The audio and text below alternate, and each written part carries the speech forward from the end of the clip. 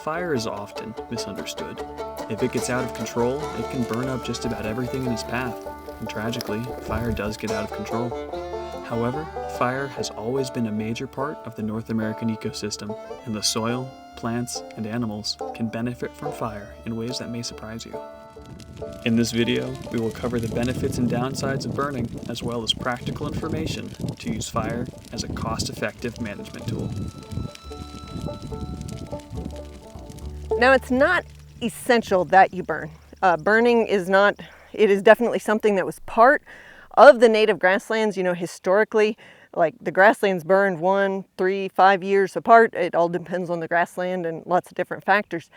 But the grasslands historically burn, but it's not essential that you burn your native warm season grass field for forage production. If fire is a real fear or you're in an area where that's really not possible, it's not mandatory. There was a rancher in Oklahoma that I once heard him say, his name was Walt Davis, and he said, burning is not mandatory on the grasslands, and he had a lot of native grasses that he managed. He said, but if you'll do it once in every 5 or 7 years or something, it'll act like magic. And of course you can do it more often than that. But the point here is you don't have to burn. Burning is a good tool, has a lot of benefits, doesn't really have many downsides unless it burns up the neighbor's house. That's always bad. But it's not mandatory that you burn. Fire, obviously, in the time of the year will determine the outcome, but you can definitely use fire to control annual and biennial weeds, such as crabgrass, foxtails, cheatgrass, those type things. You can also use it to affect more perennial plants, such as brush in particular. You can top kill brush, hickory, oak sprouts, buckbrush, woody species, blackberries.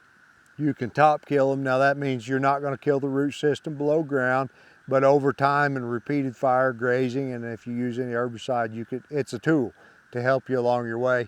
However, eastern red cedars are very susceptible to fire. If you can get a hot enough fire to completely turn the top of an eastern red cedar brown once, he is done for forever.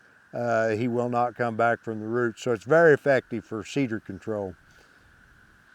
So when you burn, you get a release of ash and carbon. A lot of it goes up as smoke, but the ash and the unburnt carbon that's left becomes charcoal. The ash is an instant release of P and K and other micronutrients. Anything that doesn't volatilize during fire is in the ash. The rain will incorporate that into the pores in the soil, and that's what gives you this lush, instant change in growth, and a higher weight gain from a burned area is the release of the nutrients in a faster way than the slow microbial and fungal breakdown. So also the burning and the nutrient release increases the palatability of these plants. You can use that in several different ways. There's patch burn grazing. If you're interested in that, look up more information on that. But there's also, like, if you don't burn down along your creek because you don't want the cattle to spend as much time there, burn up on a hillside above a creek, and they will naturally gravitate to that burnt grass because it's a little tastier, it's a little bit more nutritious. So you can manipulate grazing patterns by doing that. In the Ozarks, it's not as big of a deal. There's a lot of water, but maybe for somehow you've got a field with less water or a back corner of a field that doesn't have water and the livestock doesn't want to travel back there. Burning it a little more frequently is a great way to get livestock to shift their focus to that area of the farm. If you wanted to burn before you make hay in a rotating haying system, if you burn before you remove the thatch, you don't have to bale that up and have it as part of your hay bale, and you also get the really nice vigorous growth from the burn and the release of ash. When we burn, there's also the benefit of getting increased yield of grass and then also a longer production season. And so what happens, the reason that we're seeing that is when we burn, the field turns black. You know, where there was a plant piece or whatever, there's now a piece of ash. Where that stem was connected to the ground and you've created a little biochar there, then you get this layer of black there. So we've created a black look to the field, and right after you burn it, I mean, it definitely looks black. And if you've ever worn a shirt outside on a hot sunny day when the sun is shining, a black shirt will heat up way faster than, let's say, a white shirt, because it's absorbing more of the sun's energy and sun's rays. And so that's the same thing happening in that field. After we burn, that black color is absorbing that heat, as opposed to where it wasn't burned and you have that thatch, that dead plant material. Winter was cold, the soil got cold in the winter. This is blanketing that cold in and not allowing the sun to warm it up. So what we see as a result of this, again, is that the grass production starts earlier. About a week to 2 weeks earlier, you will have growth. Like, you know, if it's going to be at 10 inches, and you can see it in this field when I'm looking at it, you know, the stuff over here in the burn section is taller, it is growthier. The stuff over here is shorter, it's slower to come on. And then also that will translate into increased yield and forage production on this side as opposed to this side, the burned versus the unburned. So this is a graph that shows a research project that was actually done to document that it greens up earlier and is more productive. You can see that there's two different colored lines here. There's a red line and its dots, and then there's that blue line and its dots. The red line is the burned sites. The blue line is the unburned sites. And so across the bottom, we have day of the year. And so they started on January 1st, and that was day 1. December 31st would be day 365. So this graph starts at day 90 and goes through the summer. On this other axis, we have grass frequency. How often did we encounter that grass? How much is it covering the soil? What we find is that in the burn sites, and again, that's the red line, they're at, day 100 or right before day 100. It was right above 5. The frequency was right above 5. Well, if you go across to the blue line and look, when was it at 5? It took it, at least another 6, 7, 8 days. So right there before 110, it crosses that 5.0 line.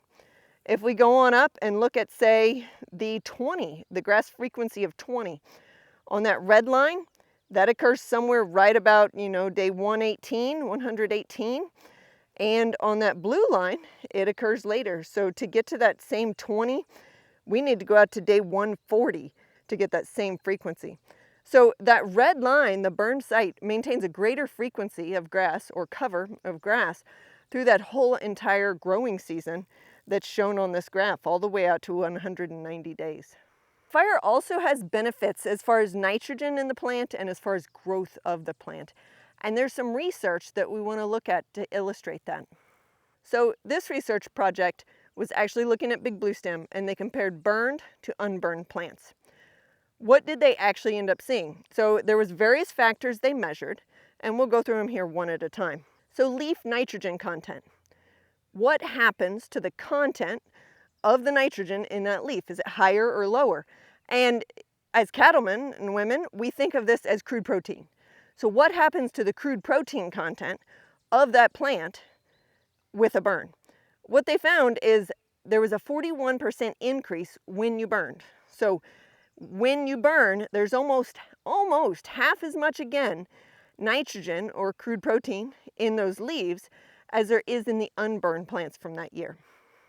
So as you might expect from looking at the plants out here in the field and the green color as opposed to the little less green color even to the bare naked eye, there is a photosynthetic difference. So photosynthesis would be the process that the plant is able to take the sun's energy and use that energy with carbon dioxide from the air, water from the soil, and it creates food. So this is the plant's process of creating food. The more we have photosynthesis, the more we improve photosynthesis, the more food the plant can create, the more growth that you're going to have on your plant. So that's all to say that when it says net photosynthesis rate, we want a good one. We want an increase in photosynthetic rate because that's going to provide more forage out in our field. And what this research project found was that there was indeed an increase. It was about 48%. So again, about another half again more photosynthesis occurs in that big bluestem field where they had burned it than in the unburned side. As you might expect, when we have more photosynthesis going on, we also are going to produce more above ground material. This study found that there was both an increase in shoot mass, so the weight of the shoots Shoot would be, one of these pieces of grass sticking up out of the ground. And then tiller density was also higher. Tiller density would be the number of these, the density of them across, a square foot or something like that. And so the shoot mass, the weight of these, was 223% more. The tiller density was 110% more. And when we say 100 or 110% more, that's double. When we say 200 and some percent more, we're talking about like 3x. So you can see this Indian grass plant here, and you can see that there's multiple shoots or tillers here on this plant. Some of them are younger than others. This one here is a younger tiller. He's an even younger tiller, as opposed to these that are older tillers and a little bit bigger. The last thing that this study looked at was leaf area index. So how much leaf area do we have? So this would be a leaf that we can see here. How many leaves as opposed to stems or roots or something like that? How much leaf area do we have? And the more leaf area you have, the more you can photosynthesize, the more you're going to discourage weeds because you're covering the ground. All of these factors play in there. And the leaf area index in the study was increased by about 49%. Another benefit of burning is actually we can suppress some of the weeds sometimes. And so we've talked about previously suppressing the cool season weeds that we burned up. We turned those into ash. If we burn there late in the spring or early spring, but right before the native warm season grasses are taken off, those cool seasons, you can turn them into ash and kill them. But actually, if you can get your plants off to an earlier and quicker and bigger start, as we talked about before, and seeing that graph that, those peaked sooner and they got bigger and more, more growth in those plants, in those fields, then we're going to cover the soil. And in order for weed seeds to germinate, sunlight often needs to get down to the soil because a lot of them are triggered to germinate by sunlight. So if we've covered the soil with the leaves of the plants, then we don't have the germination of those weeds. So that's yet another benefit of burning.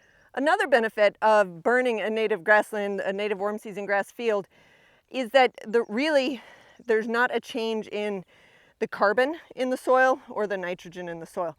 And that's a little counterintuitive because you would think we burn off the old dead plant material, that we would be burning up that carbon, and indeed we are. It goes up into the air as carbon dioxide. But what we find is that it really doesn't end up changing the overall picture of carbon content, the organic matter of the soil. And I think the reason for that is we've got a plant. These plants over here that were burned are so much greener, so much more vibrant. They're growthier, they will grow bigger. So we get this plant growing and doing better, and then it can have more roots underground. It can release more carbon into the soil to feed the microbes and that sort of thing as well. And so you've got so much underground stuff going on that the amount of forage, the amount of biomass on top of the soil that you burn up just doesn't turn out to be a very big deal because we've overcompensated for it below ground. Another reason that burning is helpful, and another reason that it's not also depleting the carbon in the soil, is because we can create some really long-term organic matter by creating biochar. And biochar is basically charcoal, if you wish to think of it like that, that's incorporated into the soil. It's very undecomposable, it's very stable by organic matter. And where that happens is at the juncture where it quits burning. So you can see here, we've got the black color in this, and you can see we have it burned up here, and then it gets to the point where down there it's brown, so it didn't even burn that.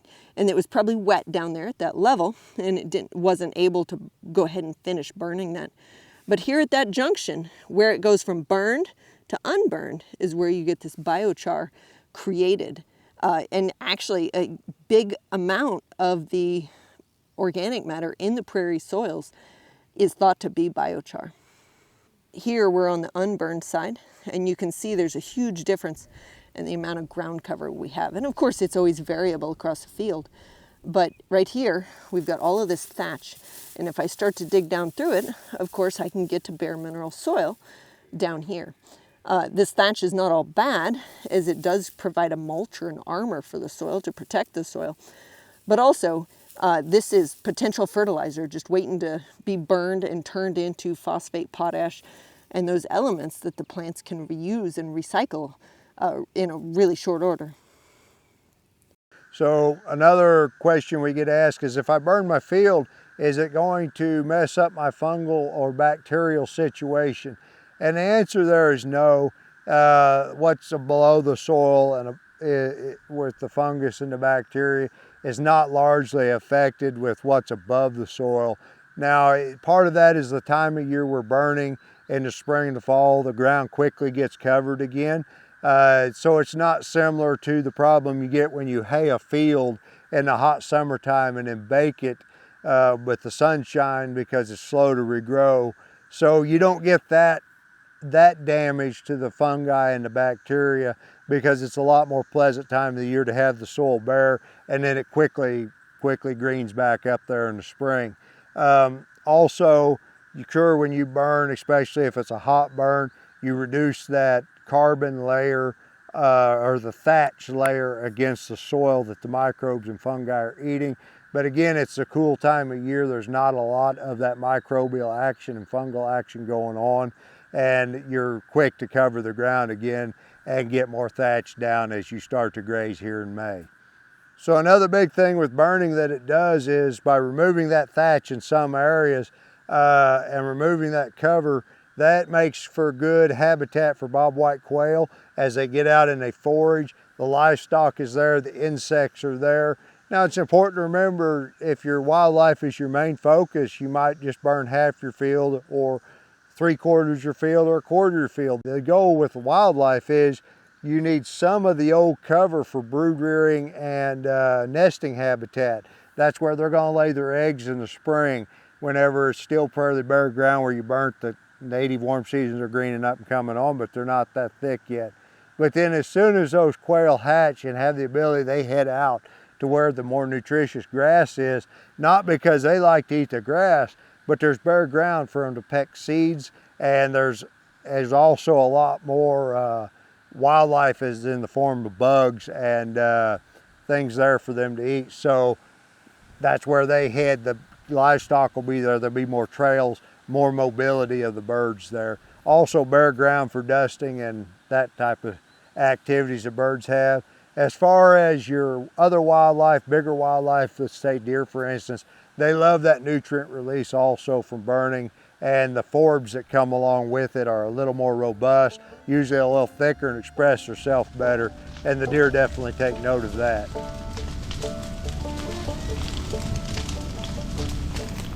As long as it doesn't timber over, we're good. Fire, one of the big worries is escape fire, and it can happen. And escape fire, you burn things you didn't want to burn. It gets out on neighbors. There's some worries there. There are things you can do to help control that. Good time to pay up your fire dues. It's a good time to talk to the local fire department. They could be wanting to do some fire training or come help you do a prescribed burn. There's some fire departments that do that type of stuff. There's some contractors that'll help come do controlled burns. They're well trained. Some things you can do that are environmental though is Tuesdays where the humidity's higher and less windy. It's easier to control your burn on those days. You don't want to burn on days where there's a lot of change in wind direction and wind speed. When it's really, really dry and the ground's really crunchy underneath you, it takes some pretty advanced people to be able to control a fire in that type of situation. Keep in mind, a good way to do this and kind of control it is there's snow burns where you burn when there's actually a little snow on the ground. Most of your neighbors' fields won't burn at that time, particularly if you're in fescue country. Also, you can burn after a rain. So let's say if it rained last night, a lot of the native grass trash will burn by 10 o'clock the next morning. So it's amazing there when it is dry and brown how quick the natives will burn compared to the non-natives, making it more easy for you to control your fire. Leaves in the woods with the shade over them, they don't dry out as quick, and then they're in layers. So burning after a rain or a snow event is a good way to help you have the upper hand in controlling your fire.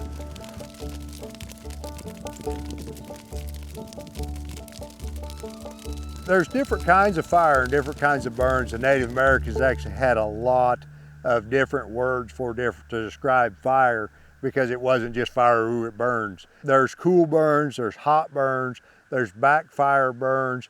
Backfires are where your fire is backing into the wind, and when you burn in a backfire fashion, it's a very complete burn. It gets the ground hot.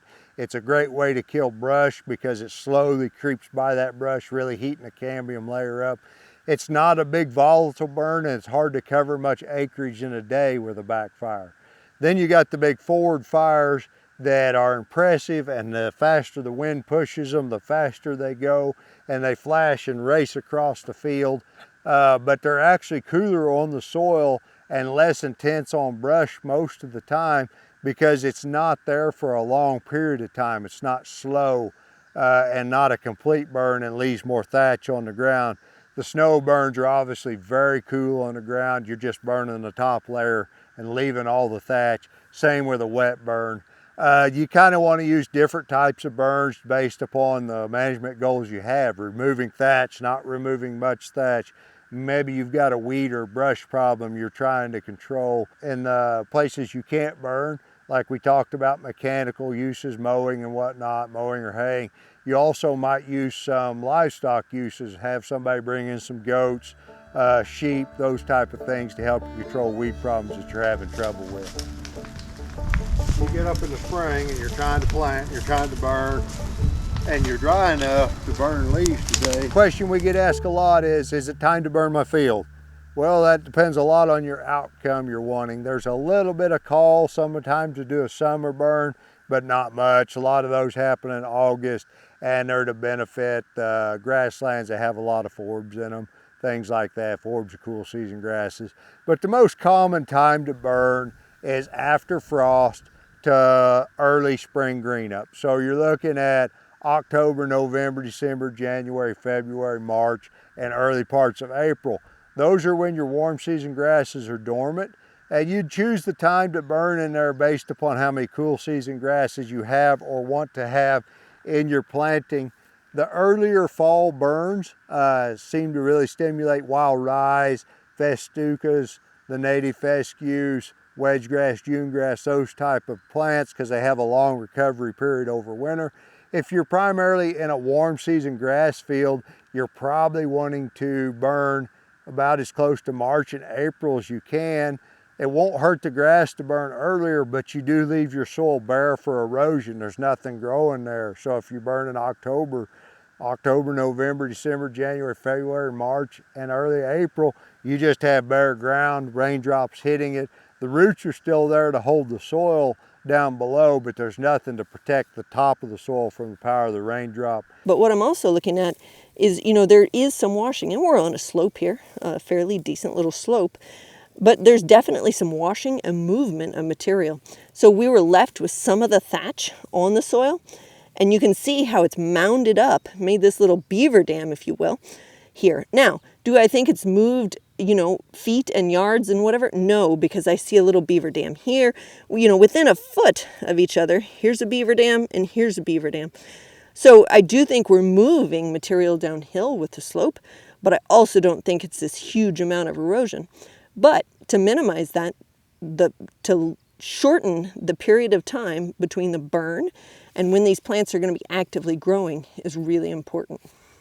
So you can see here in this burned section that we're in, you can see the bare soil. So we don't have the thatch, the cover on that soil from last year's stems. You can see that we've got germination of these little weed seeds. These are going to be summer annual weeds. Because we burned, there was sunlight getting down to the soil. And these weed seeds received sunlight and they're like, hey, life is looking good. I can go ahead and germinate because, nothing is here shading me. There must be space for me to make a living and to grow, and I'm not covered by a bunch of mulch that I can't make it up through. So these seedlings have germinated here in the last little bit. They're not very old at all. And you can tell this place burned pretty well continuously. And you've got these sedges in here that you haven't much more than just basically burned the tips off. And those will be just like any other grass that's been grazed. they're just gonna keep right on growing. They'll be growing back tomorrow. So right here on this burn line, we can take a close look at how fire affects the plants in the planting with your warm season grass. So here you got some seed heads on cheat. This is the unburnt side. When you look over here on this side, you don't have any of the cheat. There's these little annual early weeds. They're gone from over here. So you do quite a bit of killing of those. You can tell there's some black-eyed Susans in here, and they're doing fine on each side of the planting. So you top killed them, but they're coming right back from the roots, and they're actually as big or bigger in the burned area than the unburned area. So this is really mainly to control annual and biannual weeds. Cheat, thistles, mare's tail, fleabane daisy, those type of weeds are really easily controlled. Of those type of weeds, the thistles are one that give people quite a bit of problem that can build up in the planting over time. But what you do have to keep in mind is with the year you burn, you will kill the biennial weeds that are in their second stage of growth. So they're the year they're going to make seed. It doesn't do much except bare the soil for germination of the next ones that will bloom 2 years later. Also on the annual side, you can tell here on the ground, all this little grass that's growing, that is going to be giant foxtail. And it's been released very much by the burn and sunshine hitting the ground. Whereas when you look over here, you see very little of it because the thatch is protecting the ground from the sunlight. Also causing a lot more black-eyed Susan to germinate in different plants. So you can use this to your advantage to not only help control weeds, but also if you decide to add diversity or more seeds to a planting, maybe you got a thin stand, whatever, burning encourages the growth of, or the germination of new plants. When you lose some of your ability to manage with fire, that ability usually becomes more mechanical. So you'll probably, instead of overgrazing to reduce your residue that starts to build up, you might decide to bush hog it. You might decide to hay every so often, things of that nature to remove that thatch. You can get too much thatch or carbon buildup and start to make your plants less vigorous. So if you can't use fire, there's other means, but fire is one of our favorite and cheapest, and the natives really respond to it in a positive way. And a lot of the non-natives respond to it, and by not growing, they do not like the fire part of the ecosystem. They didn't develop with that in their ecosystem. Fire is an affordable, effective, and environmentally friendly tool to manage your fields. Under the right conditions with an experienced crew, fire is safe and easy to control and is a useful alternative to mechanical or chemical management methods in a variety of circumstances. For more information, check out our website at hamiltonnativeoutpost.com.